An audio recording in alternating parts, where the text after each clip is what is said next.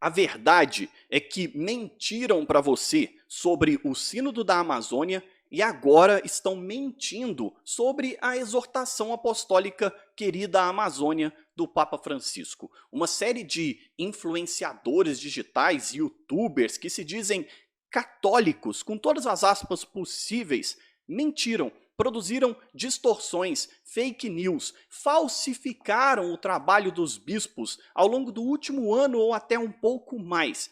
E muita gente foi enganada por estas pessoas. E para deixar bem claro aqui, eu fiz até uma lista dos nomes destas pessoas. Alguns produziram realmente fake news, outros distorceram aquilo que os bispos estavam fazendo e até estão distorcendo o resultado final, a exortação apostólica do Papa Francisco.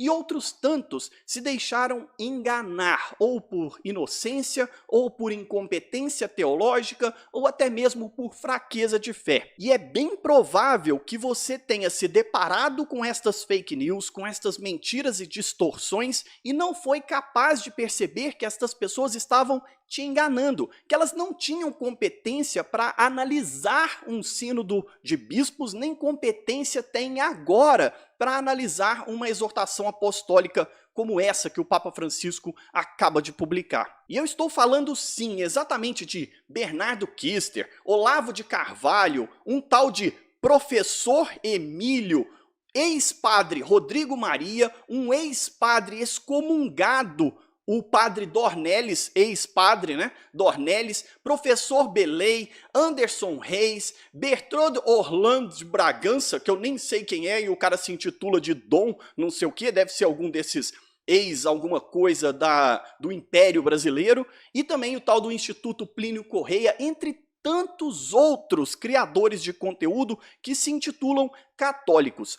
Alguns desses que eu citei aqui foram enganados por outros que criaram fake news. Mas muitos mesmos, produziram mentiras e tinham consciência de que estavam distorcendo a atuação dos bispos e também distorcendo o que o Papa Francisco criou. E agora, todos estes estão aparecendo aqui no YouTube dizendo assim: nós vencemos, o Papa Francisco produziu a Querida Amazônia, acabando com tudo aquilo que os inimigos hereges da igreja iriam fazer. É muito estranho porque alguns destes que eu citei aqui têm coragem de dizer que não consideram o Papa Francisco como sucessor de Pedro, o que já os enquadra como hereges. Eu já tratei sobre isso em um vídeo, eu vou deixar o link aqui embaixo. Se você não considera o Papa Francisco sucessor legítimo de Pedro, o bispo de Roma, você é herege, você não está em comunhão com a igreja.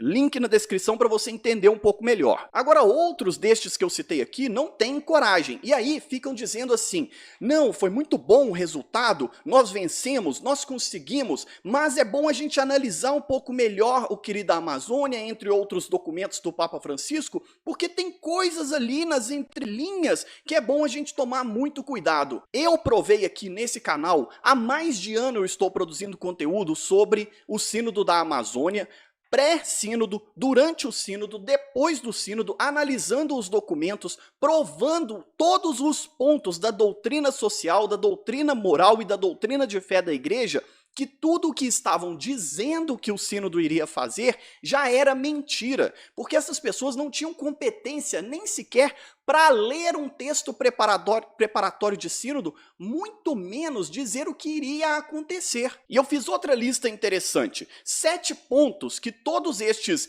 influenciadores católicos disseram que iria acontecer no sínodo, não aconteceu, disseram que iria aparecer na exortação apostólica Querida Amazônia e não apareceu. Não tem nada sobre padres casados, homens casados serem ordenados presbíteros. Nada sobre ordenar mulheres nem sacerdotisas, nem diaconisas. Nada sobre Pachamama ou inserção de qualquer elemento estranho ao culto cristão. Nada de alterar ou criar novos ritos para a celebração eucarística. Não foi proposto mudar as substâncias eucarísticas. Teve gente aí falando que o sínodo iria mudar o pão e o vinho, que a gente ia celebrar com outros elementos, com outros alimentos e bebidas. Não há nenhuma menção à internacionalização da Amazônia ou tirar a Amazônia do Brasil. Muito pelo contrário. E também um sétimo e último ponto, não mudou nada da doutrina de fé e moral, porque todos estes arautos defensores da moralidade e da sã doutrina, da ortodoxia e da tradição da igreja, eles disseram que o objetivo do sínodo era fazer tudo isso. E eu fiz uma série de vídeos aqui no canal, muitos vídeos, provando que não existia nenhuma destas propostas, nem possibilidades destas coisas acontecerem num sínodo, por uma coisa muito simples. Não é papel de um sínodo mudar a doutrina de fé, moral e nem mesmo social da igreja. Um sínodo, ele tem ação pastoral. O único objetivo de um sínodo é debater questões pastorais. Isso não impede que os bispos levem pautas das mais diversas, e teve sim bispos que quiseram conversar com outros bispos e com o Papa Francisco sobre ordenar homens casados, mas isso é algo que o próprio Papa Francisco, e desde que os sínodos começaram na igreja, lá com Paulo VI, de que o sínodo deveria ser um lugar de liberdade para os bispos conversarem entre si sobre qualquer assunto, porque é uma oportunidade para eles se encontrarem e encontrarem outros bispos que têm demandas e necessidades que só quem é bispo conhece. O Papa Francisco, ele sempre foi muito insistente em todos os sínodos que ele presidiu, de que os bispos deveriam agir em plena liberdade para falar o que pensam. Isso não significa que aquilo é pauta do sínodo, que aquelas coisas são propostas e eventualmente podem vir a ser aplicadas,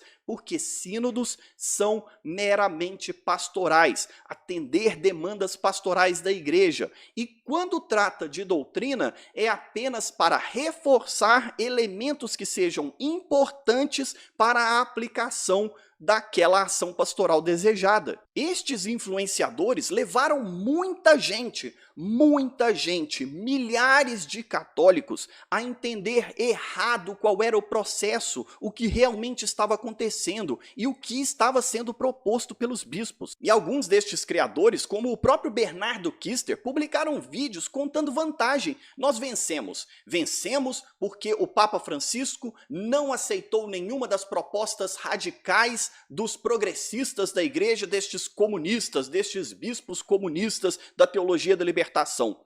É engraçado porque, mais uma vez, o Bernardo, e eu estou usando ele apenas como exemplo, distorce o que está no texto. Porque o Bernardo Kister foi um grande crítico da ação da Repam.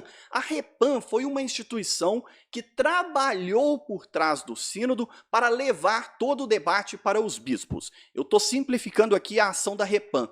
E, curiosamente, o Papa Francisco citou a Repam textualmente no Querida Amazônia, exaltando o trabalho da Repam e insistindo que ela aprofunde o seu trabalho. Se a Repam estava errada e nada daquilo que ela propôs foi acatado pelo Papa, por que o Papa Francisco exalta e manda reforçar o trabalho da Repam? Muito pelo contrário daquilo que o Bernardo Kister pensa. Inclusive, no vídeo de crítica dele, ele critica e lembra do Pacto das Catacumbas. O Pacto das Catacumbas foi feito entre alguns bispos que estavam participando do sínodo, junto com o Dom Cláudio Umes, que salientaram 15 pontos que seriam importantes e que aqueles bispos levariam adiante. O Bernardo Kister questiona assim: e aí, bispos do Pacto das Catacumbas, vocês ficarão com a exortação apostólica do Papa ou vão ficar com o Pacto das Catacumbas? Mas eu vou deixar o link aqui embaixo, e se você tiver curiosidade de ler, você vai observar que todos os 15 pontos foram elencados também pelo Papa Francisco na exortação apostólica. Ou seja, aqueles bispos do Pacto das Catacumbas anteciparam para nós o texto daquilo que seria a exortação apostólica Querida Amazônia. Todos os 15 elementos que eles colocaram ali estão na exortação do Papa Francisco. Ou seja, se as pessoas leram com atenção o que aqueles bispos fizeram naquele dia durante o sínodo, também já tiveram antecipadamente aquilo que o Papa Francisco iria publicar. Lógico que eles fizeram de uma forma muito resumida e sem aprofundar naquilo que é realmente importante. E o Papa Francisco aprofundou nos elementos mais importantes de cada um destes 15 pontos. Esse meu vídeo aqui é um grande desabafo porque eu passei mais de ano criticando estes influenciadores católicos, mostrando que eles estavam errados em todas as críticas que eles fizeram, errados em todas as previsões que eles disseram que aconteceria, e eu provei isso em cada um destes elementos, e agora a exortação apostólica do Papa Francisco não é uma derrota dos progressistas ou dos comunistas, daqueles que querem avançar e mudar a igreja. Não, não é uma derrota deles, é uma derrota dos críticos, dos tradicionalistas, daqueles que se dizem ultraconservadores, ultratradicionais, os radicais da tradição da igreja, pessoas que não estão em sintonia, em comunhão com a igreja. E eu também não estou dizendo que os ultra-avançados também não estão em sintonia com a igreja. Não, muitos deles não estão, mas boa parte das pessoas, e praticamente todos os bispos, e eu incluo Dom Cláudio Umes, e todos os bispos, os padres sinodais que trabalharam durante o sínodo, estavam e estão em sintonia, em comunhão com o Papa Francisco, com a doutrina de fé, a doutrina moral e a doutrina social da igreja. Estes homens é que realmente estão no caminho do Senhor, porque eles são os líderes da igreja. Eles receberam o munus apostólico de governar e santificar a igreja. E é a eles que nós devemos dar ouvidos, e não ouvidos a influenciadores digitais. Não é ficar vendo a opinião de terceiros sobre o que realmente está nos textos, nos trabalhos dos bispos, naquilo que o nosso Santo Padre, o Papa Francisco, prega. Nós devemos ouvir o que falam os nossos bispos, o que fala a CNBB, a Conferência Nacional dos Bispos do Brasil, o que fala o Papa Francisco. Qualquer um que discorde destes homens não está em comunhão com a igreja, não está na barca de Pedro. Se eu pudesse resumir todo o meu embate teológico com todas estas pessoas que eu citei e tantos outros ao longo desse último ano sobre o Sínodo da Amazônia, seria isso. Essas pessoas não estão em comunhão com a igreja. Eles se aliaram a pessoas que consideram a Igreja Católica Apostólica Romana, que consideram o Papa Francisco e os bispos como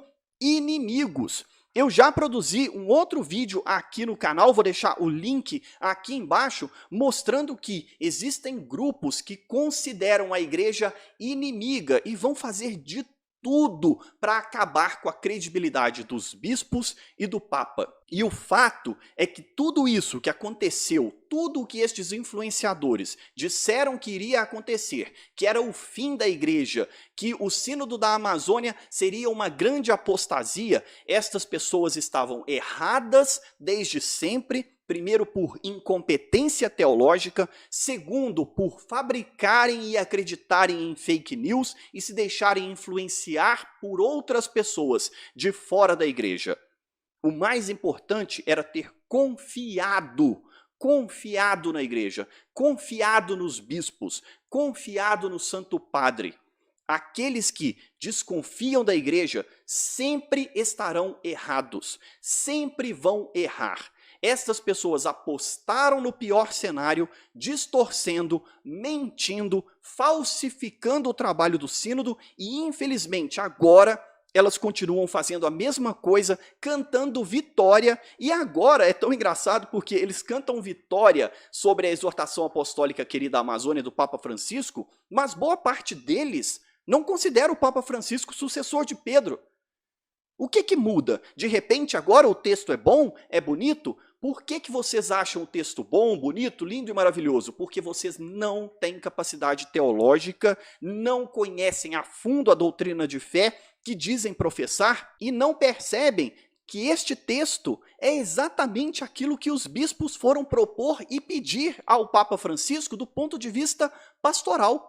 Todo o resto que os bispos conversaram, até mesmo essas questões sobre ordenação de padres casados, eram periféricas, elas não eram o centro do debate, elas não eram o mais importante, mas não se pode tirar o direito dos bispos de levarem suas pautas, seus anseios e suas dificuldades ao Santo Padre, porque eles são o colégio apostólico. Quando os bispos estão reunidos, mesmo que para não definir questões de doutrina, de fé e de moral, eles são o colégio de bispos, eles são o colégio apostólico, eles são os sucessores dos apóstolos, eles têm autoridade para isso.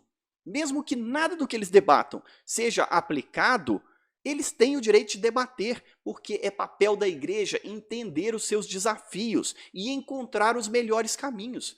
E é para isso que existe um sínodo, encontrar os melhores caminhos para as maiores dificuldades da igreja, para o momento de agora, para as questões destes tempos em que nós vivemos. Para aqueles que chegaram até o final desse vídeo, fica o alerta.